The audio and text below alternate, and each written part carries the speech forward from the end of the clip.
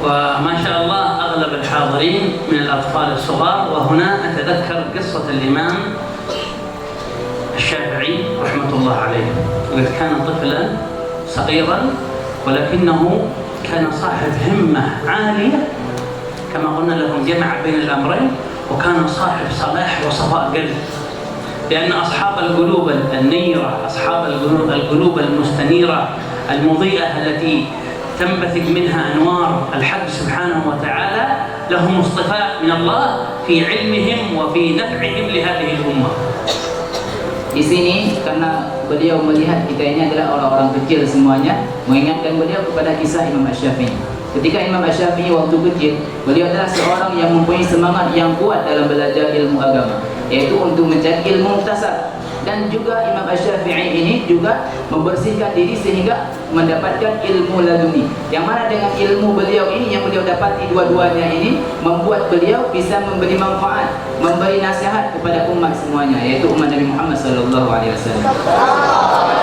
وقد أتت به أمه إلى بلاد الحرمين وحجت معه، وبعد أن حجت وتم حجها وزارت المدينة المنورة رأت الإمام مالك ومعه حلقة العلم، أم الإمام الشافعي رحمة الله عليه.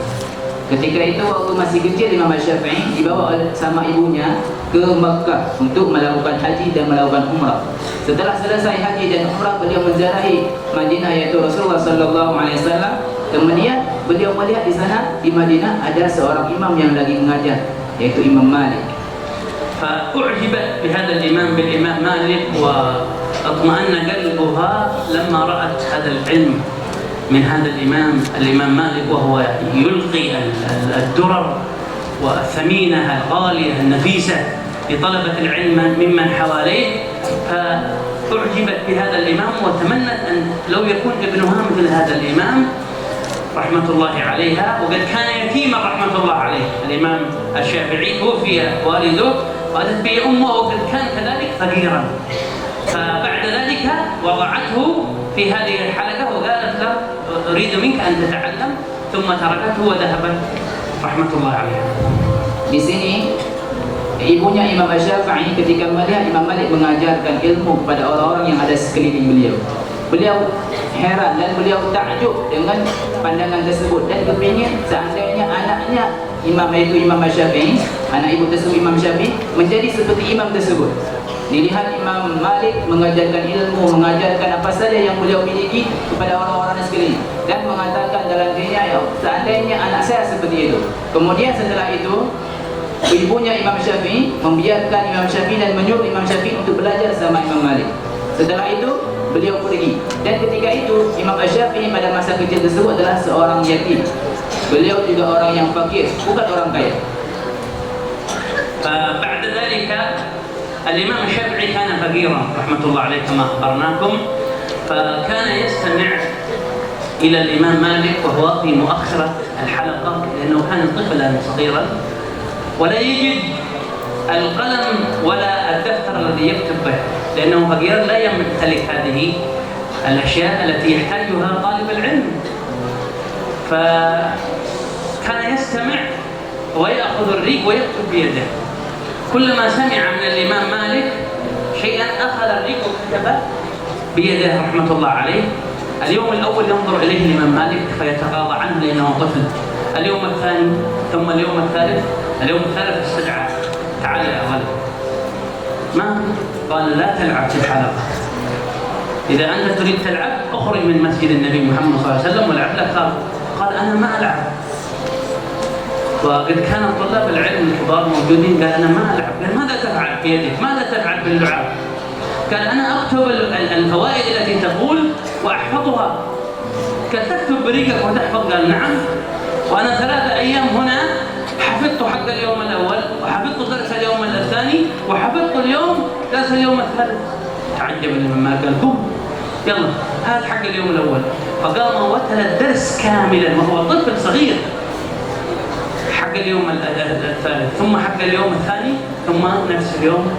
فاندهش الإمام مالك وقربه وجعله أمامه مع كبار العلم. ومن كان بعد الإمام مالك من أئمة أهل السنة والجماعة بعد أن هذا الطفل الصغير، هذا الطفل الصغير الذي كان في مؤخرة الحلقة صار بعد ذلك هو إمام من أئمة أهل السنة والجماعة بعد الإمام مالك رحمة الله عليهما جميعا. Ketika itu Imam Syafi'i sebagaimana telah disebutkan adalah beliau seorang anak kecil. Beliau juga orang yang fakir. Setelah ibunya menyuruh beliau untuk belajar sama Imam Malik, beliau duduk di belakang karena beliau orang kecil, anak kecil. Sedangkan di depan adalah para orang-orang besar, orang tua-tua. Kemudian beliau belajar. Ketika beliau belajar, beliau tidak punya pulpen, tidak punya kertas untuk menulis karena beliau tidak punya uang untuk membelinya. InsyaAllah kita orang kaya semua banyakkan ya. Dan kemudian setelah itu, apapun yang beliau dengar daripada Syekh, daripada Imam Malik, beliau tulis. Beliau tulis bagaimana? Beliau ambil tangan jari beliau ini, masukkan ke lidah, yaitu dengan air ludah, beliau tulis di telapak tangan beliau. Hari pertama Imam Malik melihat anak kecil tersebut, beliau biarin karena menganggap dia anak kecil, tak apa-apa. Hari kedua diperhatikan lagi oleh Imam Malik, begitu juga, main-main anak tersebut. Kemudian hari ketiga Imam Malik juga melihat masih seperti itu, dipanggil. Ya anak kecil, sini kamu. Kamu jangan main-main ketika ada belajar, di halaqah belajar, jangan main-main. Apa yang saya lakukan tadi? Kamu masukkan tangan, kemudian kamu tulis di telapak tangan kamu. Itu kan main-main. Ya Syekh, saya bukan main-main itu. Jadi apa yang kamu lakukan? Saya tulis apa yang engkau ajarkan kepada saya dan saya hafal. Benar begitu? Ya, saya hafal hari pertama. Saya sudah menghadiri tempat ini 3 hari. Saya hafal yang hari yang pertama, hari yang kedua, dan hari yang ketiga. Karena begitu Imam Malik menyuruh beliau berdiri. Sekarang berdiri kamu. Coba baca yang pertama, ulangi yang pertama. Imam Syafi'i langsung membacakan semuanya secara persis seperti yang diajarkan oleh guru beliau. Yang hari kedua juga seperti itu, persis sekali. Yang hari ketiga, yang hari itu juga seperti itu. Maka heran Imam Malik kepada beliau. Kemudian yang menjadi imam setelah Imam Malik yaitu Imam Syafi'i. Karena beliau melihat seperti itu anak kecil tersebut, Imam Malik menyuruh Imam Syafi'i untuk duduk di depan. Disuruh duduk gabung sama orang-orang besar. Walaupun beliau kecil, tetap gabung sama orang-orang besar. Dan beliau menjadi imam setelah Imam Malik. Masya Allah subhanahu wa ta'ala ya. Sedangkan وهذا الجانب اللدني من العلم الذي ذكرنا لكم كان الإمام الشافعي، ونجد له كلاما آخرا يرشدنا الإمام الشافعي بنفسه إلى العلم الكسبي وإلى الجد والاجتهاد لأجل تحصيل هذا العلم.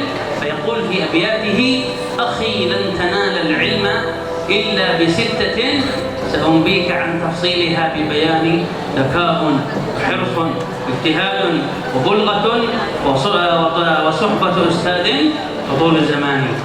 نجده يهتم كذلك الإمام الشافعي بأن يكون الإنسان على قدر كبير من الاهتمام بالجانب الكسبي من تحصيل وجد واجتهاد، فيرشدنا إلى هذه الأمور ال6 التي من خلالها أو من تطبيقها يستطيع المرء أن يصل إلى مرتبة كبيرة من التحصيل العلمي. نسأل الله أن يوفقنا وإياكم لذلك. آمين ya Allah.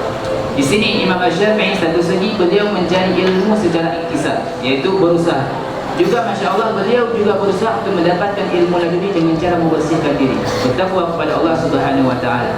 Di sini dalam fiqh Imam Syafi'i menjelaskan kepada kita yang mana beliau juga berusaha untuk mendapatkan ilmu iktisabi, yang mana mungkin sering kita dengar bahawa itu ibadahnya Imam Ali mungkin, tapi ini adalah ibadah Imam Syafi'i, bahawa beliau mengatakan lan tanalal ilma illa bisittatin, tidak akan kamu dapat ilmu kecuali dengan 6 perkara. Yang pertama harus cerdik, yang kedua harus punya harta, kemudian yang selanjutnya harus pandai, kemudian harus sabar, kemudian harus ada irsyad daripada guru, petunjuk daripada guru, yang selanjutnya harus lama masa, bukan sebentar. Ini menandakan bahawa Imam Syafi'i juga mencari ilmu dengan cara iktisab. Dari satu segi yang lain, beliau mendapati ilmu laduni dengan cara beliau membersihkan diri, bertakwa kepada Allah Subhanahu wa taala. نسأل الله سبحانه وتعالى أن يفتح علينا وعليكم فتوح العالمين. آمين. ويجعلنا وإياكم من العلماء، من الدعاء إليه سبحانه وتعالى. نسأله سبحانه وتعالى كما جمعنا وإياكم بهذا المكان المبارك على ذكر المصطفى وعلى تعاليم المصطفى وعلى شرع المصطفى، أن يجمعنا وإياكم بالنبي المصطفى صلى sallallahu alaihi wasallam.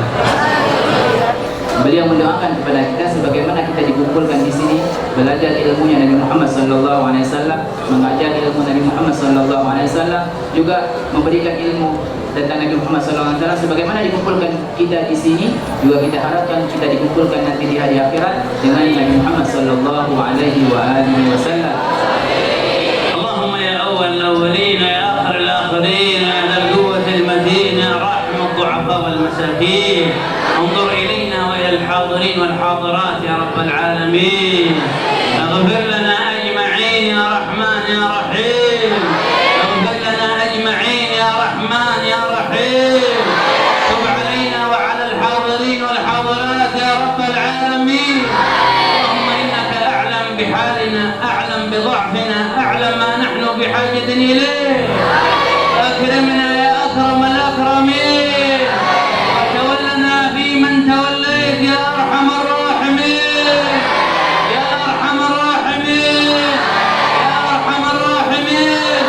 اللهم إنه حل بأمة نبيك محمد صلى الله عليه وسلم الأذى والبلاء والفتن والحروب والمصائب وانتشار الأوبئة وانتشار الأمراض، وما لنا إلا رحمتك يا الله، ما لنا إلا جودك يا الله، ما لنا إلا كرمك يا الله، ما لنا إلا عفوك يا الله، ما لنا إلا تيسيرك يا الله.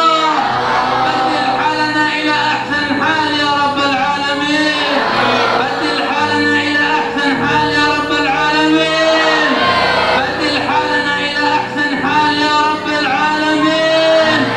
اغفر لنا ولجميع المسلمين والمسلمات يا رب العالمين. اغفر لنا ولآبائنا ولأمهاتنا ولأزواجنا ولذرياتنا ولأحبابنا ولجميع المسلمين يا رب العالمين. أطل أعمارنا في طاعتك مع صحة وسلامة وعافية، واجعل آخر كلامنا من الدنيا لا إله إلا الله محمد رسول الله، متحققين بها ظاهرا وباطنا حسا ومعنى، وإلى حضرة النبي الفاتحة.